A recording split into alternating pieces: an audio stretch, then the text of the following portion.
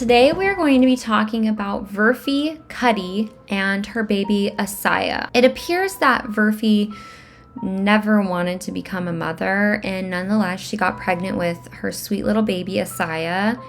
It was 100% a surprise, and it wasn't necessarily something that she wanted or planned, because Verphy claimed that she was a victim of sexual exploitation, but we don't know much about that or any information about it. Verphy didn't want to change anything about her life when she became pregnant with Asiah, and wanted to still live like she would have been if she never was a mother. When Asiah was born, she would still go and hang out with her friends, go to concerts, spend time with her boyfriend, all while leaving Asiah alone at home by herself for extended periods of time.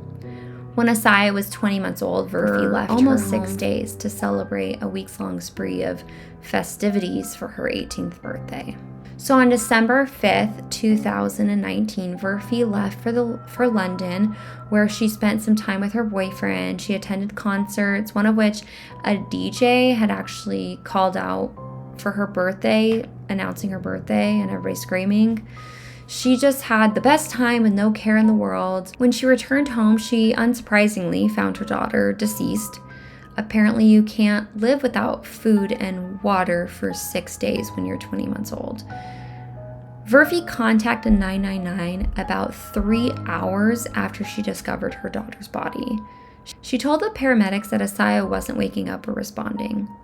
When the paramedics arrived, she was certainly not honest about the true nature of why little Asiah was unresponsive. She claimed she wasn't sure what had happened to the little girl, and she was there the whole time in the flat with her baby. The hysterical mom told the paramedics and police that Asiah had been really unwell all day, and she fell asleep after eating a banana and drinking some milk, and then just never woke up. Paramedics could tell that something was a little suspicious about the whole situation. The body was extremely cold with signs of rigor mortis setting in. It was clear that this wasn't an all-of-a-sudden type of situation. Post-mortem examination concluded the cause of death was starvation and influenza, with reported signs of dehydration and a severe diaper rash. The girl was in the same diaper for almost 6 days. Verphy would change her story multiple times to the police, especially after they showed her the CCTV footage of her leaving the flat without Asiah. Apparently, this was not the first time that Verphy had up and left her daughter. Anytime she wanted to leave, she would. The police looked through the CCTV footage to find that she had left little Asiah numerous times by herself. Just in the months of October and November, she left her 6 times. On October 23rd, 2019, Asiah was left for 7 hours and 18 minutes. On November 7th, 2019, she was left for 10 hours and 37 minutes. On November 19th, she was left for 17 hours and 13 minutes. And then again on the same day for 33 minutes. On November 23rd, 2019, she left Asiah alone for 2 days, 5 hours and 51 minutes. On November 28th, she left her for 11 hours and 35 minutes. And then finally on December 5th was when she left Asiah for her birthday celebration. She was gone for 5 days, 21 hours, and 58 minutes. What is truly saddening is that she had a lot of family in that area who all didn't know that she was gone and that Asiah was left home alone. She canceled her birthday celebration with her family and claimed that her and Asiah were really unwell and they wouldn't be able to make it. She even tried to borrow money from her mom, saying that it was for food for the baby. However, it was just meant to fund her birthday shenanigans. This was 4 days into her celebrations when she had made mention that she needed to borrow money for food and gas. So Verphy grew up in the White Hawk area of Brighton with her mother, Asiah Batrain, and her little sister. She was described as a happy, caring girl who would just light up the whole house with her loud laughter. However, when she hit 14, she just shut down mentally. She would not communicate with her mother or her sister anymore and just became really angry. She stopped going to school, and there was times that her mother would have to call the police because she just kept on running away. She just went missing. She was complaining about being bullied at her school, and it was just a hot mess.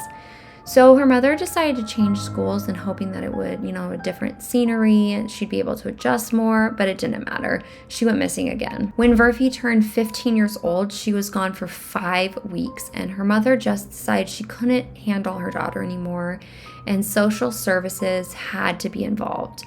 They put her in a safe house in Norfolk, but she was allegedly the victim of child exploitation, and she became pregnant within 6 months of the placement in the safe house.